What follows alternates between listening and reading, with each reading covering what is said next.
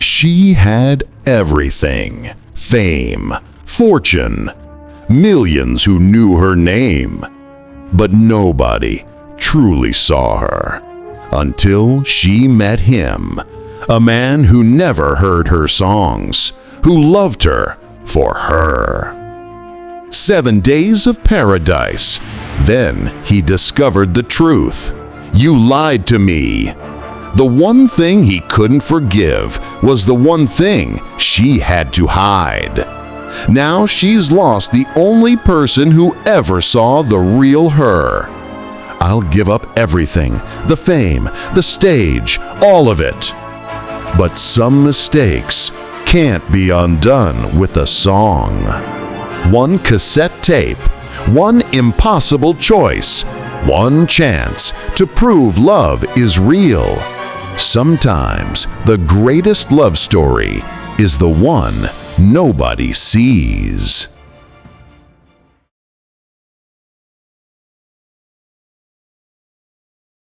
Rain beats against the limousine windows. Taylor Swift looks at the crowd of fans behind the glass.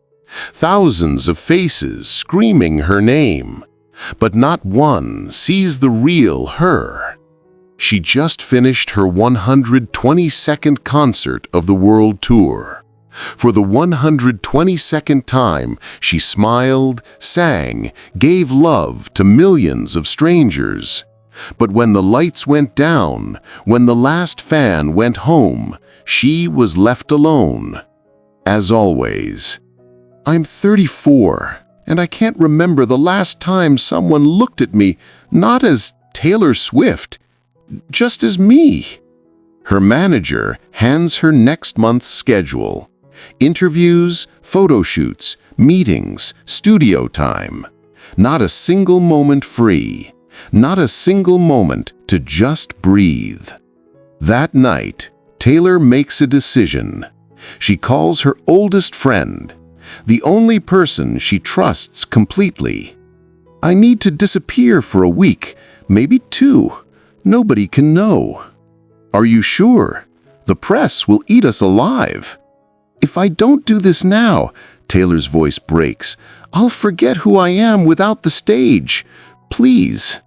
3 days later, the world learns that Taylor Swift has taken an unexpected break for personal reasons. The paparazzi go crazy. Fans worry. But Taylor herself is already far away. She drives an old rental car along a mountain road, without makeup, in simple jeans and a sweater. Hair hidden under a hat. In the back seat, one backpack and a guitar. The GPS leads her to the most remote coastal town in Oregon, Greystone. Population 800 people. Internet unstable. Nearest gas station 30 miles away. The perfect place to be nobody. The sound of the ocean, seagulls crying, the smell of salt water and freshly baked bread. Taylor enters the only cafe in town, the Lighthouse. Wooden tables, cracked wallpaper with seascapes, the smell of coffee and something homemade. Behind the bar counter stands a woman about 60 with kind eyes. "You're new here, dear," she smiles. Taylor quickly introduces herself. I came to think." "Oh, this is the best place for that. Sit by the window. I'll bring you the best apple pie on the coast." Taylor sits at a table by the window, looks outside. The ocean stretches to the horizon, endless, indifferent to her fame, to her songs, to her name. For the first time in years, she feels the tension fall from her shoulders. The door chimes. A man enters the cafe. Tall, strongly built, in a flannel shirt and old jeans. Dark hair slightly tousled by the wind, a 3-day stubble on his face. But what strikes most are his eyes. Brown, deep, with that special expression of a person who has seen much and learned to value silence. "Jake!" the hostess greets him. "The usual?" "The usual, Mrs. Green." He smiles. His voice is low, calm. He sits at the bar, and Taylor catches herself staring at him, not because he's handsome, though he truly is attractive, but because there's something real in his movements, not rehearsed, not for cameras. Suddenly he turns and catches her gaze. She looks away, feeling her cheeks burn. God, I'm like a teenager, she thinks. "Sorry," he says, approaching her table. "Didn't mean to startle you. It's just, you're new in town?" "Yes," she nods. "Came for a few days." "Welcome to Greystone." He extends his hand. "I'm Jake, local forest ranger." "Tay?" She shakes his hand. A firm, warm grip. No pretense. "Tay," he repeats, as if tasting the name. "Nice. Don't you want to join me? Eating Mrs. Green's pie alone is a crime against taste."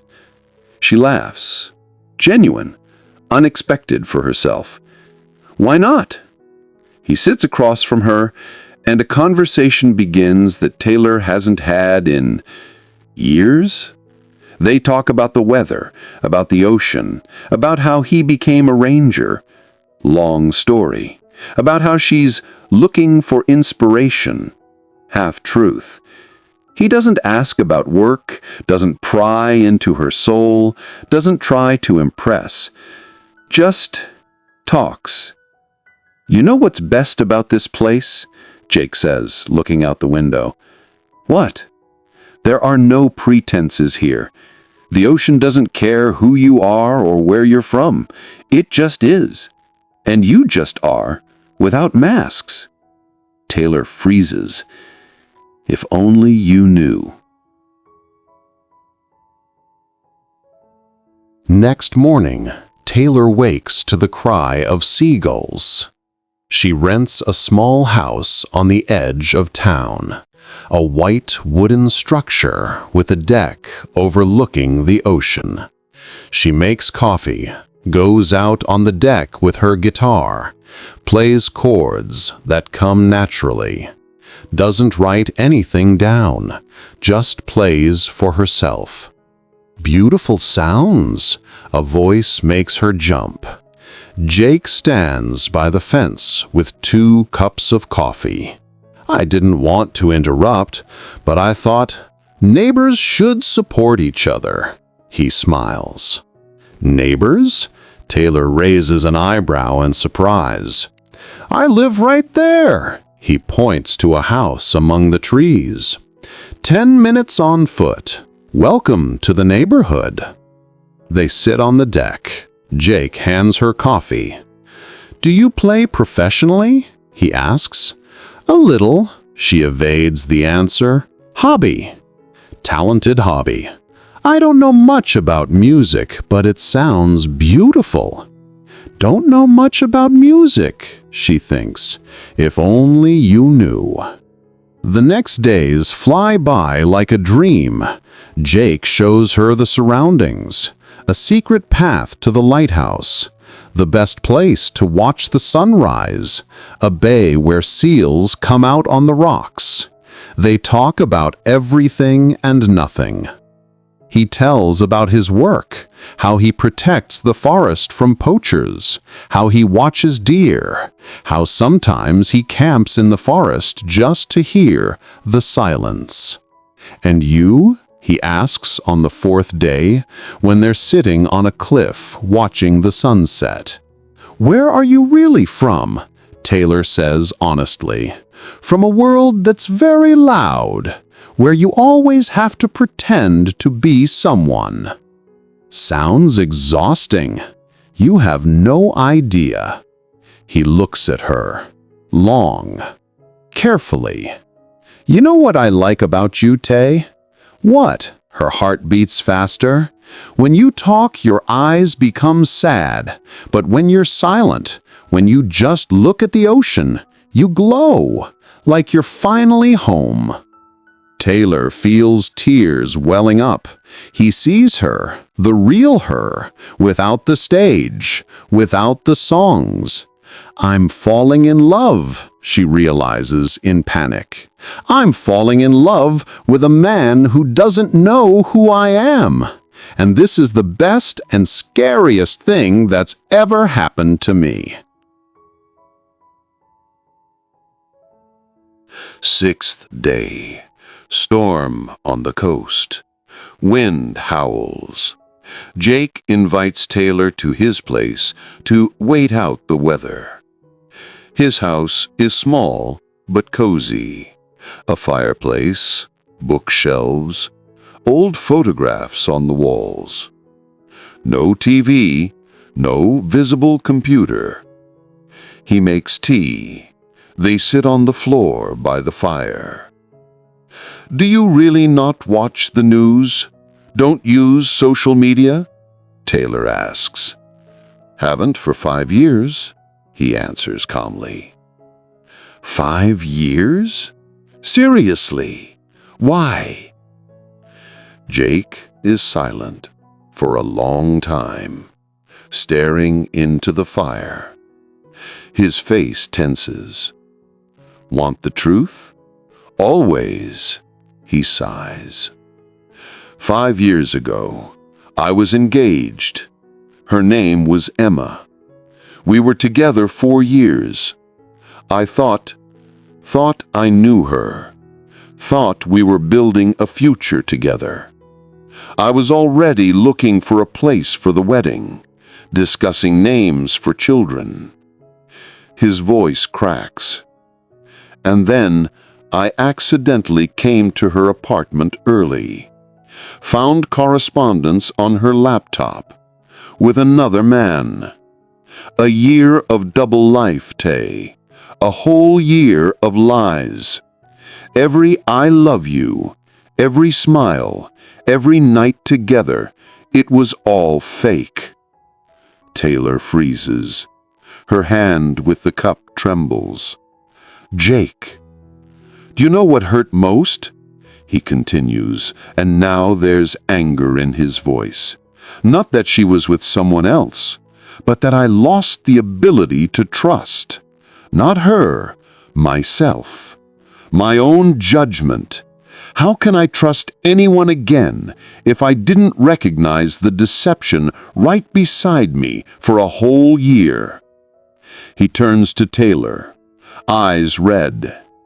"That's why I'm here, away from a world where everyone wears masks, where everything is a game, likes, filters, fake pictures. I promised myself, if I have a next person, she'll either be real or no one at all. I won't survive another deception. Just won't." Taylor feels the ground falling from under her feet. Her heart beats so loudly that it seems he must hear it. "Tell him now! Tell the truth!" screams an inner voice. But she's silent, because she knows if she tells, she'll lose him. She'll lose these 7 days when she was just Tay, just a girl by the ocean. "I understand," she says quietly, touching his hand. "I understand more than you think." He looks at their hands, turns his palm, intertwines fingers. "Tay, I didn't believe I could feel again. But with you I feel."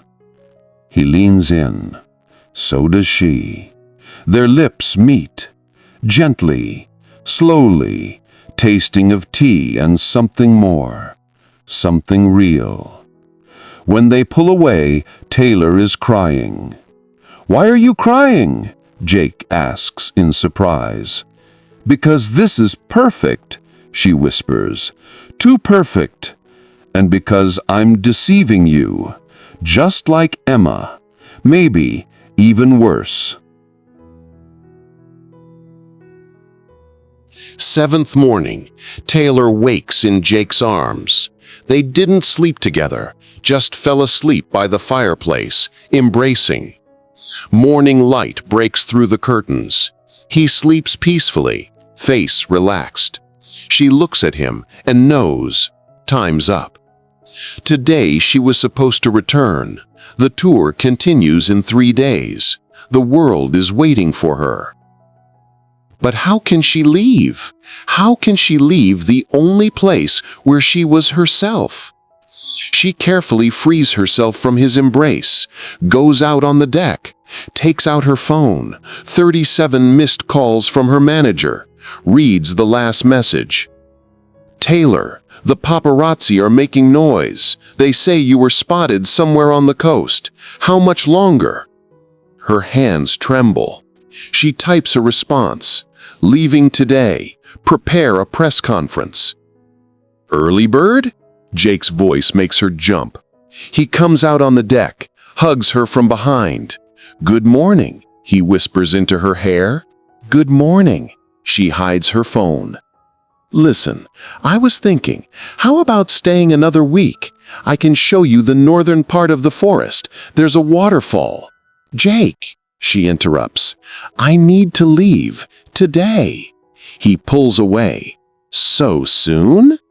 I have obligations. Work. What work? You never said. Pause. Dangerous. Tense. Creative, Taylor answers vaguely.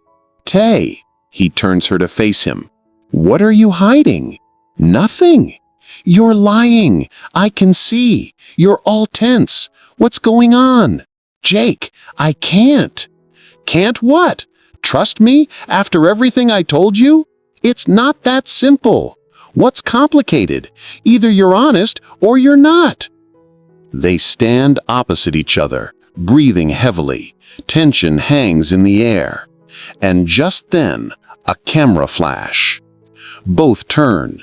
Behind the fence, paparazzi. 3 with cameras. Taylor! Taylor Swift! Look here! Who's with you? Is this the new boyfriend? Are you leaving the tour? The truth about the canceled concert. The world stops. Jake looks at her, then at the paparazzi, then back at her. Taylor Swift, his voice is quiet, as if he's not sure he heard correctly. Taylor turns to stone. Can't speak, can't breathe. Tell me this is a joke, Jake pleads. Silence. Tell me, he shouts. Yes, she whispers. I'm Taylor Swift.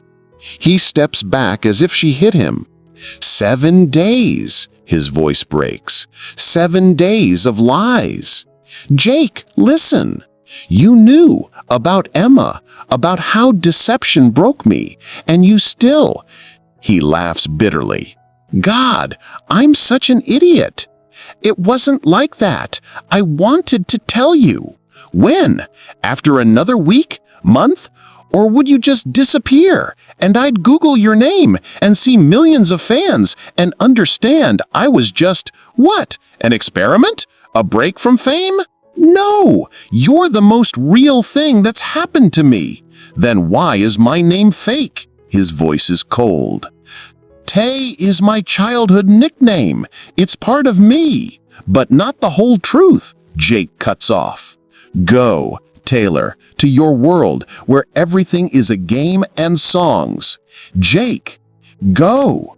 She goes, through tears, through camera flashes, through paparazzi questions, gets in the car and drives. In the rearview mirror, she sees him standing on the deck. Alone, broken, the way she broke him. 3 days later, Los Angeles. Recording studio. Taylor sits in front of the microphone. Producers are waiting. Musicians are ready. But she can't sing. Words stick in her throat. Taylor, are you okay? The producer asks with concern. Yes, she lies. Just give me a minute. But the minute stretches into an hour. She looks at the lyrics of the new song, about love, about loss, about happiness. Words she's written thousands of times. But none of them describe the pain in his eyes when he learned the truth. That evening, she returns to her huge, empty mansion.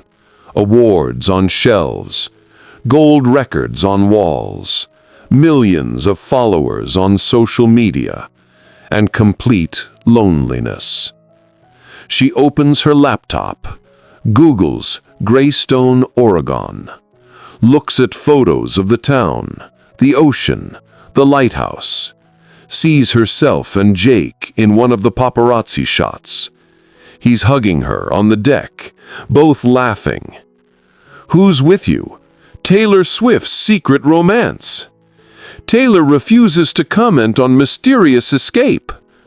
She closes the laptop, takes out her guitar, and for the first time in 10 years, writes a song not for an album, not for fans, for one person. Names it simply, I'm Sorry. Greystone, Jake's house. He hasn't slept for 3 nights, just sat by the fireplace, staring into the fire. On the table, the bracelet she gave him, simple, woven from leather straps. She said, "Made it myself, for you." Did she really make it, or was that a lie too? He takes out his laptop, first time in 5 years. Fingers tremble as he types, Taylor Swift. The screen explodes with results, millions of links, photos, videos, concerts, interviews. He clicks on the first video, her performance at a stadium. 50,000 people singing along with her. Lights, dancing, excitement.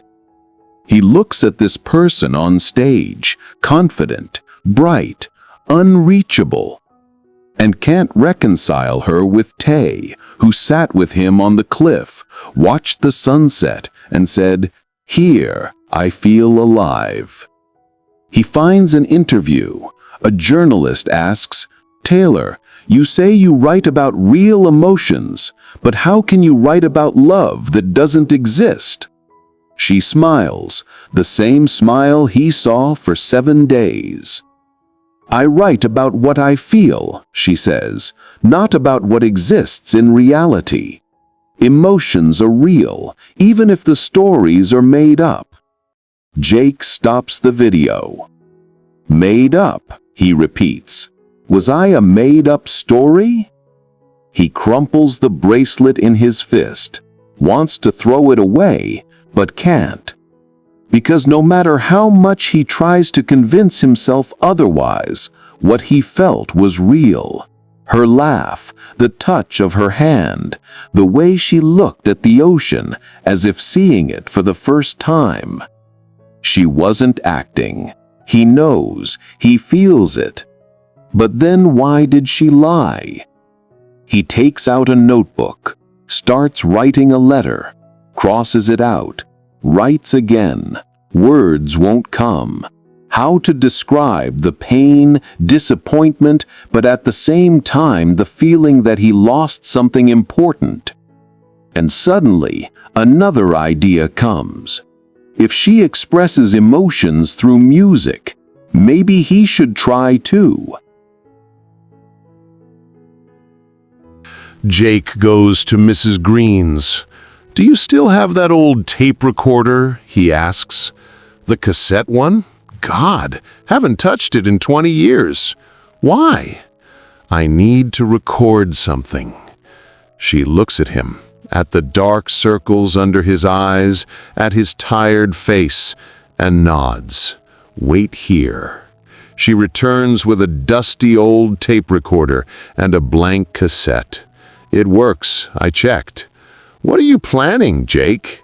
He smiles, first time in days. "Something crazy."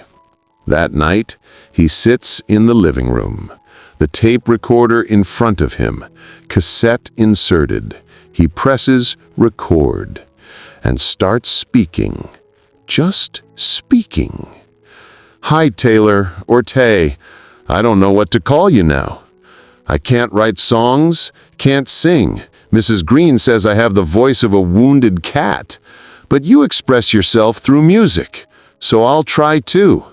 He presses on the guitar, the same old one he hasn't used in 10 years, strums chords, off-key, messy, and begins to sing, if you can call it that. "I didn't know your name, but I knew your smile. Didn't know your songs, but heard your heart. 7 days at the edge of the world, where the ocean doesn't ask." He stops, breathes heavily. "I'm angry at you, Taylor. Angry that you didn't trust me, that you repeated the story I was running from. But," his voice becomes quieter, "but I can't forget how you looked at the sunset, how you laughed at my jokes, how you fell asleep by the fireplace, holding my hand. That was real. I know it. And if you felt even half of what I felt, then maybe we deserve another chance. A chance to start again, honestly, without names, without fame, just you and me." He turns off the recording, holds the cassette in his hands. Now there's only one thing left to do. Find a way to deliver it to her, without press, without paparazzi, without the world watching.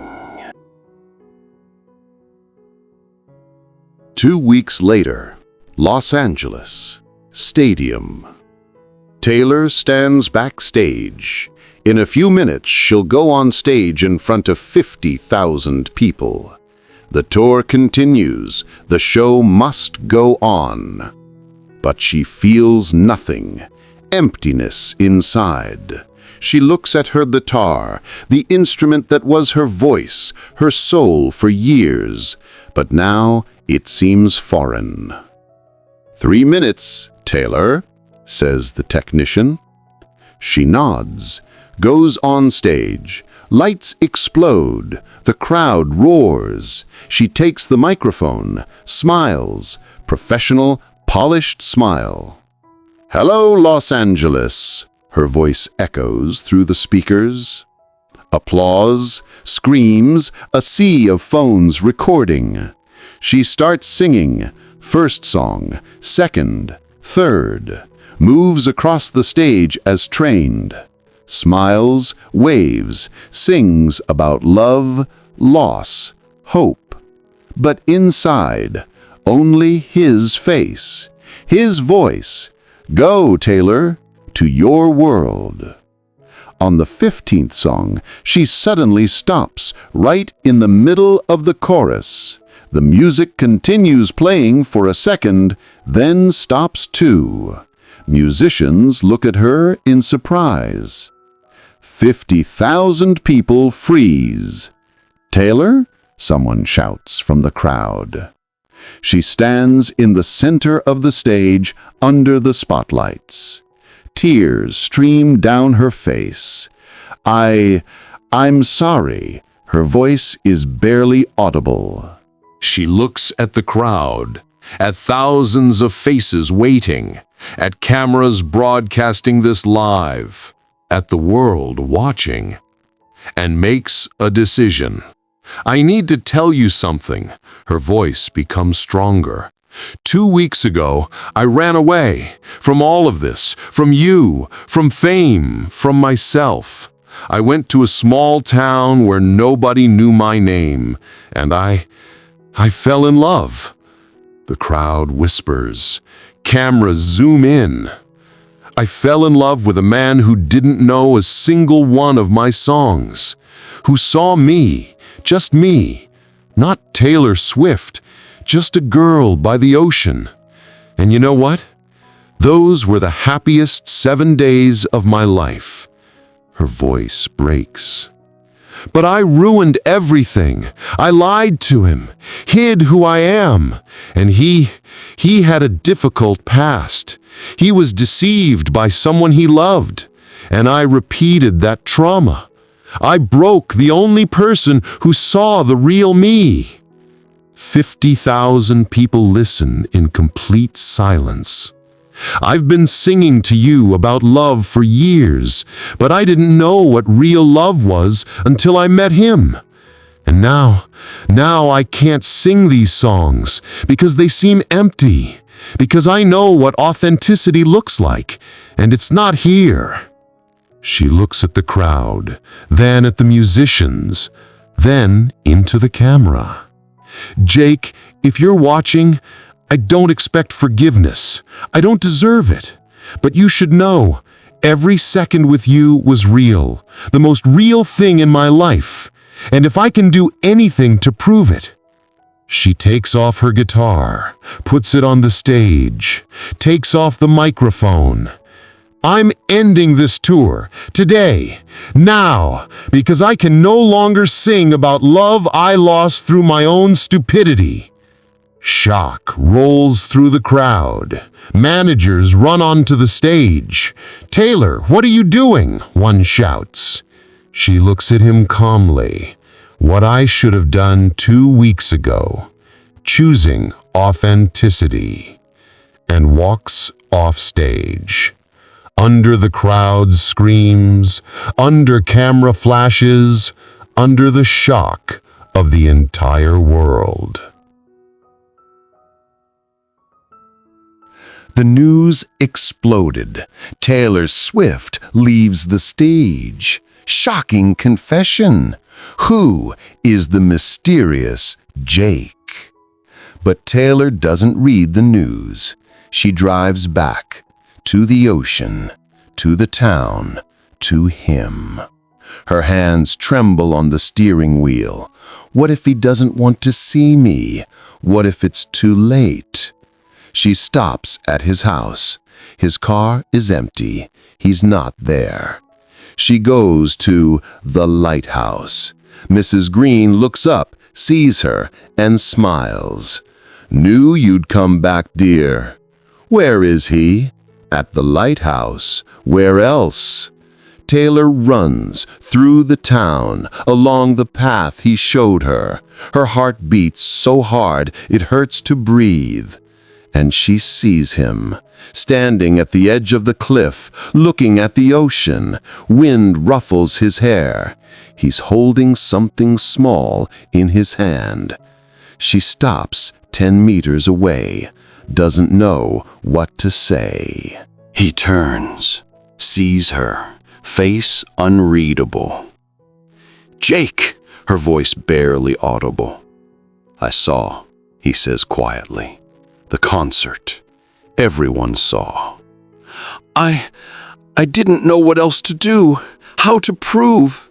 "You left the tour, millions of dollars, contracts." "I don't care." "Why?" "Because without you, these songs mean nothing." Tears stream down her face. "I sang about love but didn't know what it was until you. You showed me what it means to be real. And I ruined everything out of fear." He looks at her for a long time, then raises his hand, shows what he was holding. A cassette. "This is for you," he says quietly. "Recorded it a week ago. Wanted to send it, but didn't know how, without the whole world finding out." She comes closer, takes the cassette with trembling hands. "What is it?" "Listen." He takes out an old portable player. She inserts the cassette, presses play, and hears his voice, a messy guitar, off-key notes, and words that tear her heart apart. "I didn't know your name, but I knew your smile." She listens to the end, cries so hard she can barely breathe.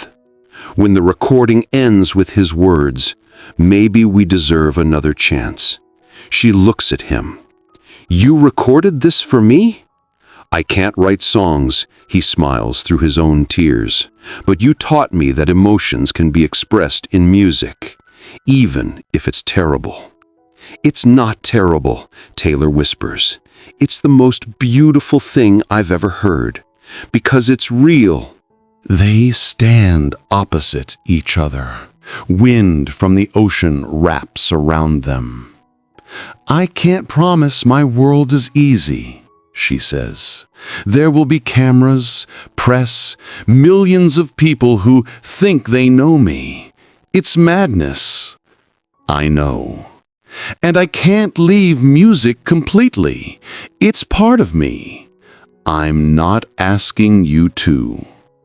But I can promise, her voice becomes firmer, that I'll never lie to you again, that you'll always know the real me, without masks, without the stage, just me. Jake comes closer, touches her face, wipes away tears. You know what I realized these 2 weeks? What? That I wasn't angry because you're famous, but because I was afraid that everything we had wasn't real. But when I listened to your songs, I heard pain in your voice, the same pain I saw in your eyes by the ocean, and I understood you weren't acting. You were hiding. There's a difference. She sobs. I was so afraid of losing you. You didn't lose me. He pulls her to him. I'm here. Always was here. Their lips meet. The kiss is salty from tears and full of everything they couldn't say in words. Forgiveness, love, hope. When they pull away, Jake smiles. So what now? Did you really quit music? No, Taylor smiles, but I'm changing the rules. Fewer tours, more time here, with you, by the ocean, where I can be myself. And if your fans get angry, real fans will understand, because they want me to be happy, and I'm only happy here. He kisses her forehead. Then stay. Forever? As long as you want. They stand on the cliff, embracing, looking at the ocean.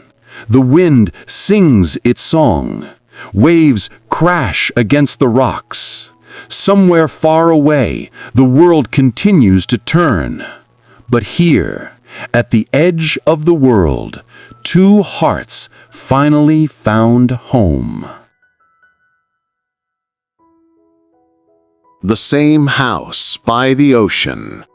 Now, it's their shared home. Taylor sits on the deck with a guitar. Jake works in the garden. She watches him and smiles. A lot has changed in a year. She released a new album, but didn't tour. Recorded it here, in gray stone. Called it Ocean. Songs about authenticity, about finding home, about love that doesn't need a stage. The album became the most successful of her career, not because of marketing, because of honesty. Fans understood. The world accepted. And those who didn't, she doesn't care. Jake approaches, kisses her temple. What are you writing? A new song. About what? About a man who taught me that real love starts with truth, even when truth hurts. He smiles. Sounds like a hit. It's only for you, says Taylor. I'll never release it. Why? Because some songs are too personal to share with the world. Some songs are created for only one person. He sits next to her. She lays her head on his shoulder. They watch the sunset, just like a year ago, when it all began. "Do you regret it?" he asks quietly. "What?" "That you left the tour, that you chose this." He gestures to the ocean, the town, the simplicity. Taylor looks at him, at the man who sees her. Not the star, not the name, not the brand, just her. "The only thing I regret," she says, "is not telling the truth from day one. We can't change the past, but we can choose the future." "And what future do you choose?" She kisses him, softly, tenderly, full of promises. "One where every morning I wake up by the ocean, where I can sing for you on the deck, where nobody knows where we are, and nobody cares, where I'm just Tay, and you're just Jake. And that's enough, more than enough," he whispers. The sun sets beyond the horizon, painting the sky in shades of pink and gold. Somewhere far away, the world continues to turn. Concerts, paparazzi, fame, chaos. But here, in a small house at the edge of the world, where the ocean meets the sky, two people found something rarer than fame. Authenticity, trust, love without masks. And that's the best song life ever wrote for them. Dedicated to everyone who has the courage to choose authenticity over fame. Love doesn't need an audience. It only needs truth.